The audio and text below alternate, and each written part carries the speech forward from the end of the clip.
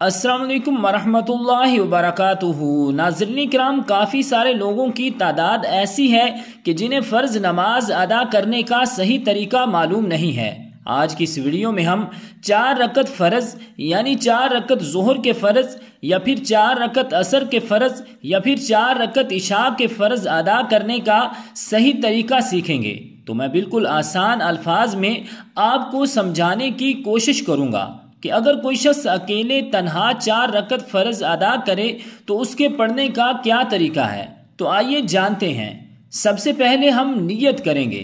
جو بھی ہم نماز ادا کر رہے ہیں اس کی نیت کرنا یہ ضروری ہے۔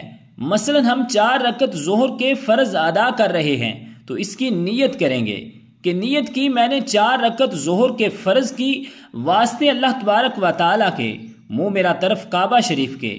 یاد رکھیے گا کہ نیت اصل دل کا پختہ ارادہ ہے۔ زبان سے الفاظ ادا کر کے نیت کرنا یہ کوئی ضروری نہیں ہے بلکہ مستحب ہے۔ اصل نیت دل کا پختہ ارادہ ہے۔ اگر آپ نے دل میں ارادہ کر لیا تو اتنا بھی کافی ہے۔ نیت کرنے کے بعد تکبیر تحریمہ کہہ کر نماز شروع کریں گے، یعنی اللہ اکبر کہہ کر ہاتھ باندھ لیں گے۔ سب سے پہلے ہم نے ثنا پڑھنی ہے، سبحانک اللہم وبحمدک وتبارک اسمک وتعالی جدک ولا الہ غیرک۔ ثنا پڑھنے کے بعد تعوذ اور تسمیہ یعنی اعوذ باللہ من الشیطان الرجیم بسم اللہ الرحمن الرحیم پڑھیں گے۔ اس کے بعد پھر ہم سورۃ فاتحہ کی تلاوت کریں گے۔ سورۃ فاتحہ مکمل کرنے کے بعد پھر بسم اللہ الرحمن الرحیم پڑھیں گے اور پھر کوئی سورت ملائیں گے۔ جو بھی ہمیں صورتیں یاد ہوں ان میں سے کوئی ایک سورت ہم تلاوت کریں گے۔ اس کے بعد اللہ اکبر کہتے ہوئے ہم رکوع میں جائیں گے اور رکوع کی تسبیح یعنی سبحان ربی العظیم پڑھیں گے اور پھر رکوع سے سمیع اللہ لمن حمدہ کہتے ہوئے کھڑے ہوں گے۔ اس کے بعد ربنا لک الحمد کہیں گے۔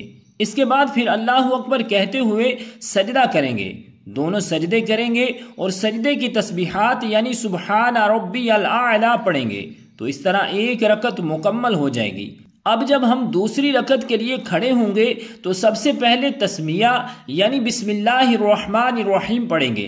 اس کے بعد سورۃ فاتحہ کی تلاوت کریں گے۔ سورۃ فاتحہ کی تلاوت کرنے کے بعد پھر ہم بسم اللہ پڑھیں گے اور پھر کوئی سورت ملائیں گے۔ یاد رکھیے گا کہ سورتوں کی ترتیب یہ ضروری ہے۔ مثلا پہلی رکعت میں جو آپ نے سورت تلاوت کی ہے اب دوسری رکعت میں اس سے اگلی سورت ہونی چاہیے، نہ کہ اس سے پچھلی سورت۔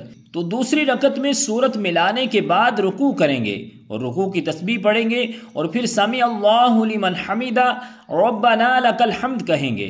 پھر دونوں سجدے کریں گے اور سجدے کی تسبیحات پڑھیں گے۔ پھر اللہ اکبر کہتے ہوئے قعدہ اولیٰ بیٹھیں گے یعنی التحیات بیٹھیں گے اور التحیات میں تشہد مکمل پڑھنی ہے یعنی عبدہ و رسول تک۔ اس کے بعد ہم درود پاک نہیں پڑھیں گے بلکہ اللہ اکبر کہتے ہوئے تیسری رکعت کے لیے کھڑے ہو جائیں گے۔ اب تیسری رکعت میں سب سے پہلے بسم اللہ الرحمن الرحیم پڑھیں گے۔ اس کے بعد پھر سورۃ فاتحہ پڑھیں گے۔ سورۃ فاتحہ مکمل کرنے کے بعد اب ہم سورت نہیں ملائیں گے بلکہ اللہ اکبر کہتے ہوئے رکوع میں چلے جائیں گے۔ ناظرین کرام، یاد رکھیے گا کہ فرض نماز کی صرف 2 ہی رکعات میں سورت ملانا یہ ضروری ہے۔ چاروں رکعت میں سورت ملانا ضروری نہیں ہے، یعنی صرف پہلی 2 رکعتوں میں سورت ملائیں گے اور آخری 2 رکعتوں میں سورت نہیں ملائیں گے۔ تو تیسری رکعت میں سورۃ فاتحہ پڑھنے کے بعد ہم رکوع میں چلے جائیں گے اور رکوع کی تسبیح پڑھیں گے۔ اس کے بعد پھر سمیع اللہ لمن حمدہ ربنا لک الحمد کہیں گے اور پھر دونوں سجدے کریں گے اور سجدے کی تسبیحات پڑھیں گے۔